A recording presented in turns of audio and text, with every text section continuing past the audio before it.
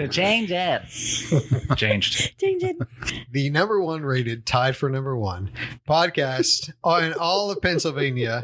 I am your host, Andrew Koon, education consultant for Montgomery County Intermediate Unit. And here with me, Tony Marabito from CLIU 21, SDF. There it is. SDF. Patrice Semachek from the Montgomery County Intermediate Unit, and I still work there.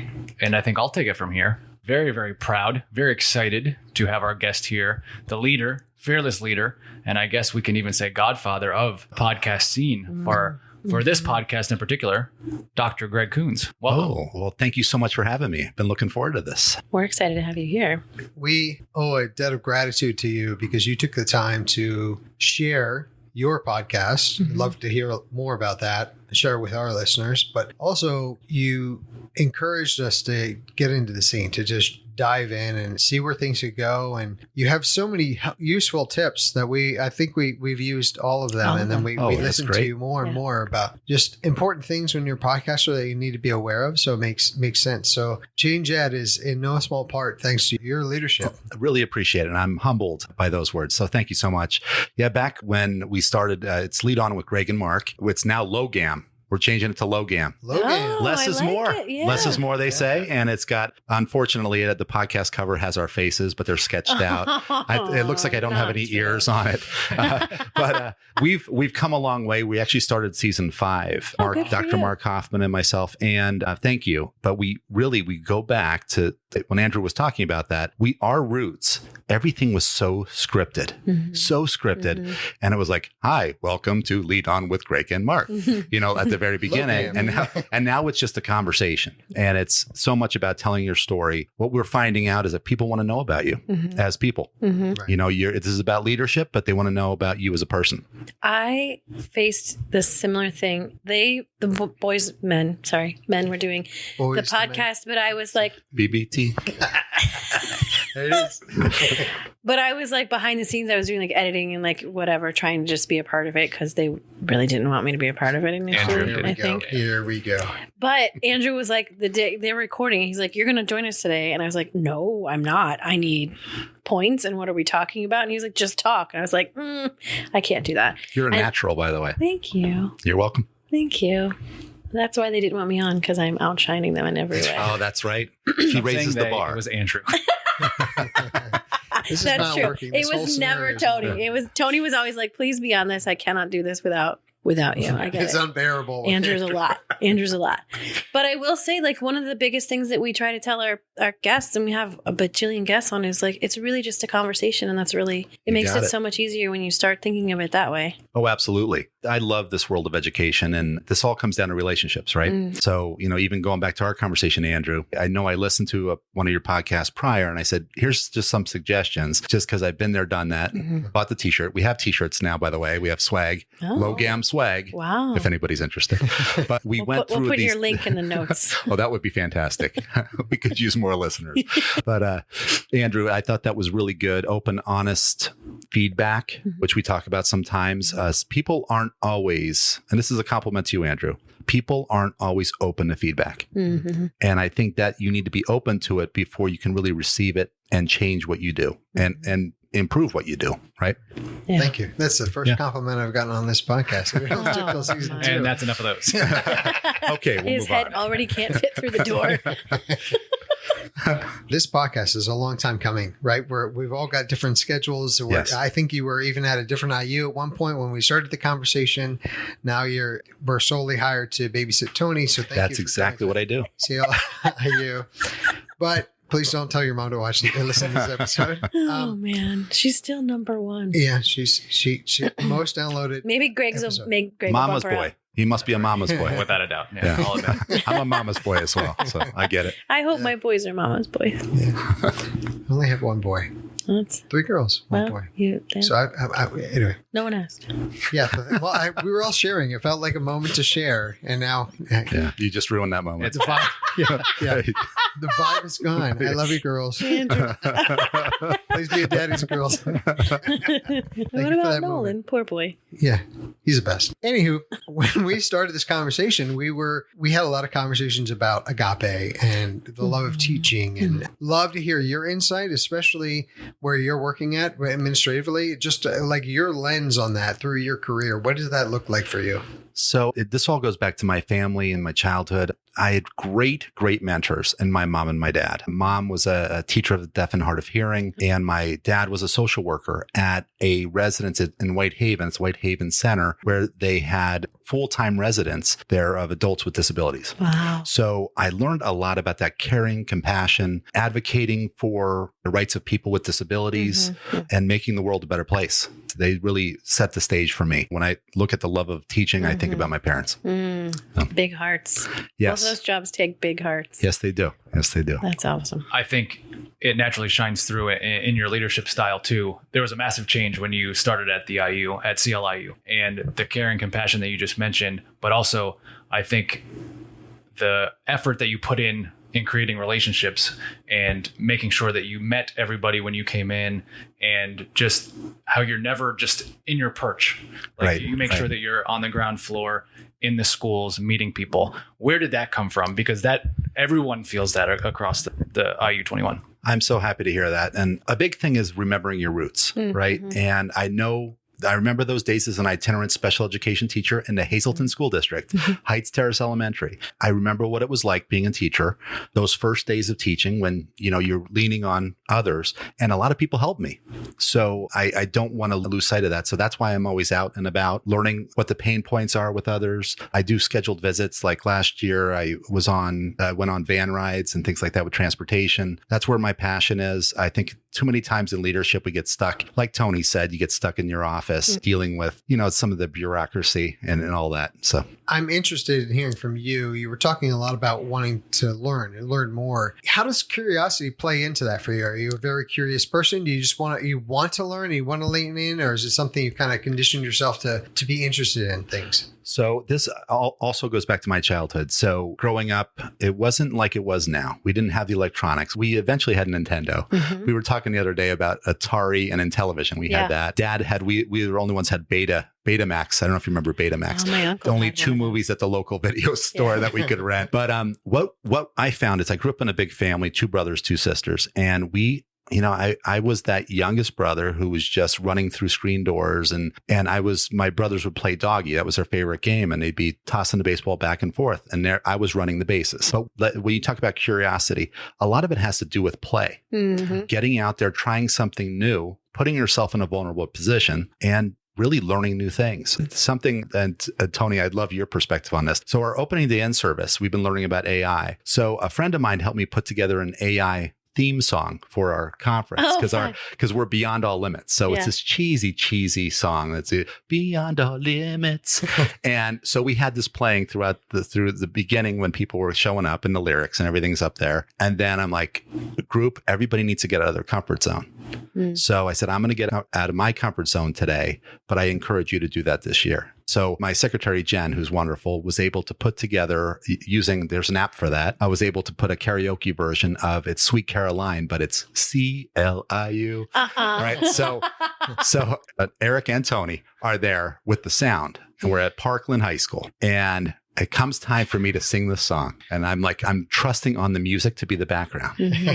Guess what happens, people? No music.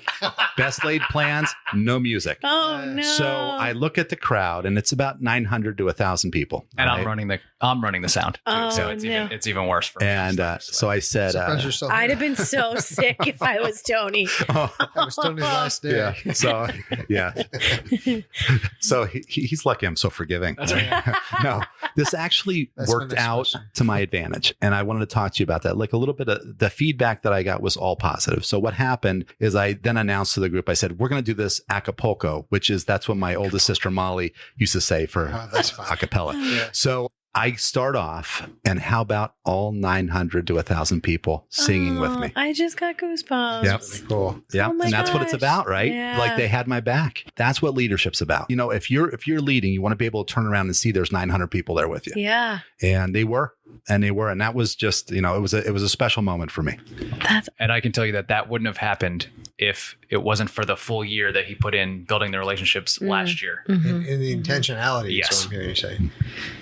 The other thing that I'm hearing resonating through our conversation is vulnerability. Yeah. That you're Yes. willing to be vulnerable and even admit, I have shortcomings. I'm a human being. Yes. I've been stressing that to the team too. A good mentor of mine said it's really important to announce things publicly. If you want to achieve something, we're launching a podcast, right, Andrew? You guys did this, launching a podcast, it's going to happen. Yeah. Right. Even more importantly, if something goes wrong, you tell your team, you tell your staff, I'm sorry, I screwed up on this one. Right. It did not go the way we wanted.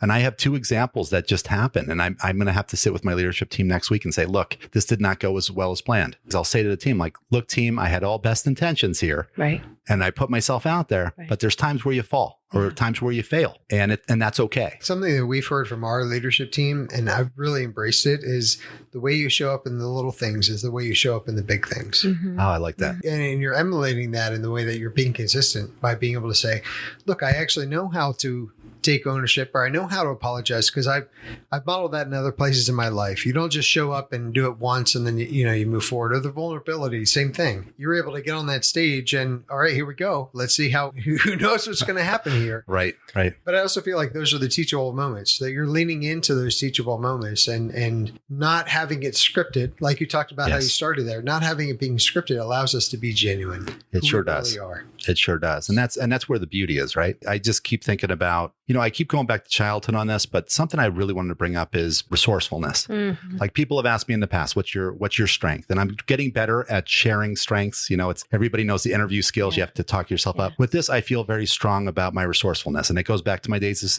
honestly, as the 4th of 5 kids, scrounging for cereal because my oldest siblings would always get the good ones with the marshmallows and everything else. But it all goes back to that resourcefulness, like me hiding the good cereal, and the other. No, but just like how we had fun. We had a ball. Yeah. And we would make a game out of, something like just a pickup game in the neighborhood. But this translates to other things. And I just think about this too, is I was going for my doctorate, and I'm not patting myself on the back with this. This was a personal goal for me. If you saw me in high school, you would never think, oh, Greg's going to go for his doctorate. But I sat in an interview. And have you ever been in a group interview? No, thankfully. No. It was a little bit terrifying, to be honest, because depending on what order, they staggered the order. They'd ask one question. It was a total of 5 questions. They'd ask a question and they'd start with you and they go right around. And then you didn't want to be the last one to answer, right? So they got to the question, what is your greatest strength? All right. I was the last one to answer. But what I live by, and what I think you guys see, is that I look at the strengths of others and what they bring to the table. So let's say, I'm just trying to think back to the interview. The first person said, I'm a great writer and I'm really good at, writing letters and everything else. The next one said, I'm a great communicator. Then the next one said, I'm a great team builder. I'm good at building up a team. And then it got to me and I said, I'm resourceful. I will. And then I pointed out each person. I listened to what they said. And I said, well, Andrew here is a great communicator. So he would be on my team and he could add to this. And I really feel that helped me in that interview. Yeah, this was to get into the program. I bet. So I've really been living by that, because so many people, it doesn't matter what your position is, get the right people to the table, amazing things can happen, right? I love that. So this makes me wonder, because your podcast is about leadership. Yes. And you are an executive director, so you're like the ultimate leader of your organization. How do you help up and coming leaders get to the point where they can be vulnerable or open, or even teaching the resourcefulness? So what kinds of things are you guys talking about on your podcast, or how are you helping grow leaders within your organization? That's a great question. And it comes back to, I had again, the same mantra would say, that we're talent scouts. We're out there all the time. We're always looking.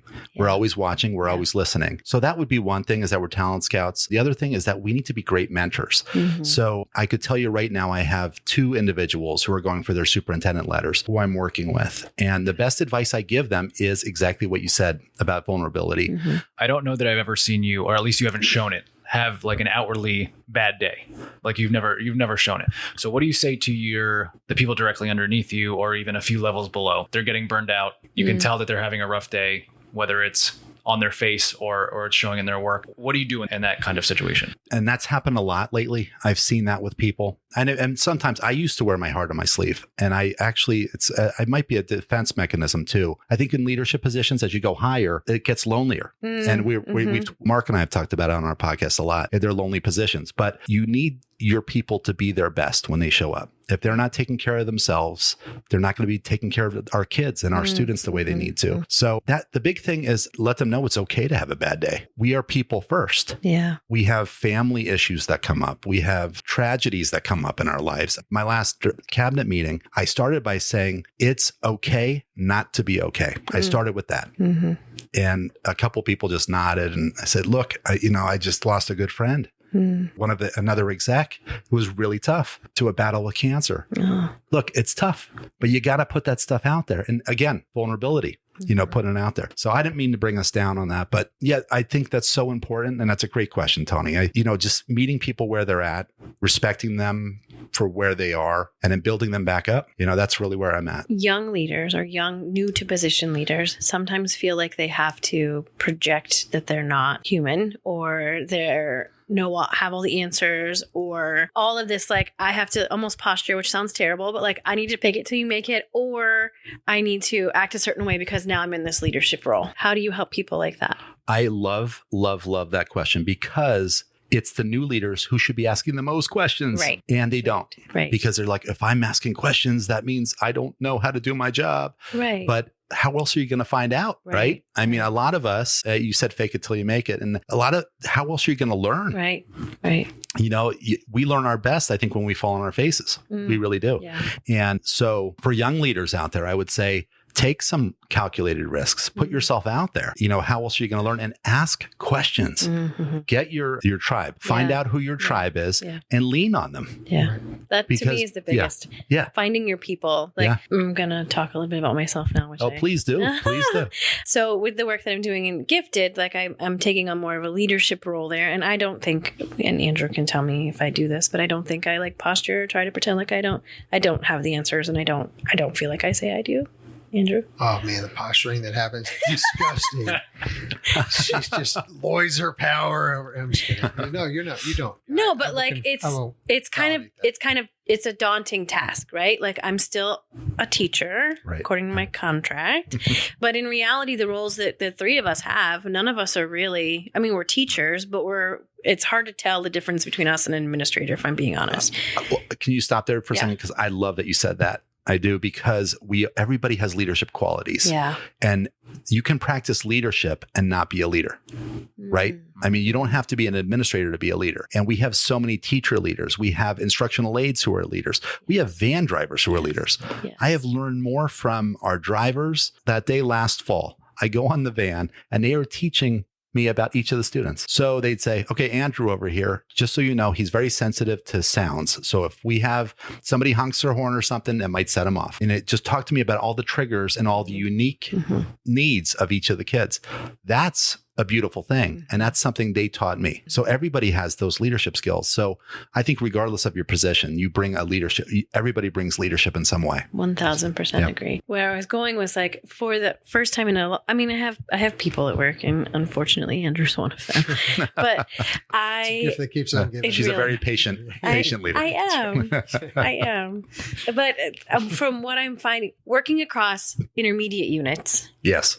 In the state has never been something that I have found to be easy. It is not. And then working with the state while working across intermediate units is doubly challenging. I'll say it that way. But to your point about finding your tribe, I feel like this group of, I'll talk about it forever, but like this group of 12 people we've only been together 2 weeks, has been life-changing, I think, for some of us, because like the connection we've had within 2 weeks. So finding my tribe in this situation has been extremely helpful for me to feel like, okay, I can do some of this leadership stuff, but at the same time, there are 11 other people that I can rely on. So I can't imagine being being in your role as an executive director, especially if you've come from like a group of people to be elevated to that. Right. I can't imagine the isolating feeling. And it's kind of sad at the same time, I guess. So I do have some lonely lunches, and that takes me back to elementary school when I got in trouble because I was a little bit of a class clown. I'm sure that's probably hard for you to believe. You hid the But, cereal from your siblings and you by yourself. Yes, exactly. So it's come full circle, Yeah. and a lot of times I do have those lunches alone, lonely lunches, but I'm reflecting the whole time, Yeah. and I'm thinking, what did we do well today? You know, and it's amazing if you look at any given day, all the things that went well. I try to talk to a lot of our staff about that too, especially when they're having a hard day. Mm-hmm. Going back to Tony's question is, what went well today? Yeah. I'm sorry this one thing happened. What went well? And it's amazing how that one thing that didn't go well supersedes everything that happened that was incredible. But Dr. Koons, I want to offer you something. This is super rare. So Yes. get ready. Oh, wow. Something very special to the Godfather today the only Godfather. is the second to last final thought for Except our it's podcast. every episode. What my final thought is to show up to work, ready to work, show up for success. That's great. I love that. And I also heard resourcefulness and Yes. ingenuity. Yes, right? you did. Yes, you did. When, you know, even if you show up and you're not totally ready, you can find a way to be ready. This has been a special treat for us. So thank you very Yes, much. thank you. My pleasure. My pleasure. I'm really excited to be able to share this with the Change It Nation. And we want to say thank you to all our listeners, as always, for tuning in and supporting us. Literally, the reason that we keep going and we're doing what we're doing is because we're getting that feedback, right? People are Awesome. listening and sharing and talking about it. And I would say, as my final thought, this is going back to a part of our conversation. I'm sure you're aware of it as a diehard fan of our podcast that you are, that the Change It Nation voted me the talent. So you said you're a No, talent they didn't. scout. No, I am they here. didn't. You found me. So I've heard a lot about you, Andrew, and I've heard a lot about the podcast, but I've heard about this trio, this famous trio that makes up this Change Ed dynamic, There are three of us. because the personalities, they're in harmony. This is true. You know, we talk about work-life balance. You guys are the trio of harmony I don't know about that. You know, you talked about falling. with some crescendos that go up and down. And some pretty big valleys.